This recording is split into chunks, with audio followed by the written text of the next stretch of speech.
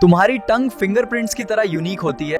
Hello दोस्तों, तो लेके आ गया हूं मैं आज कुछ और new interesting fact. Fact number 1, हर इंसान की टंग प्रिंट अलग होती है और टंग बॉडी की सबसे स्ट्रॉन्ग मसल्स में से एक मानी जाती है। बॉडी का हर पार्ट अपनी एक सीक्रेट पावर रखता है। फैक्ट नंबर 2, जब तुम छींकते हो तो आपकी बॉडी रॉकेट की स्पीड से हवा बाहर फेंकती है।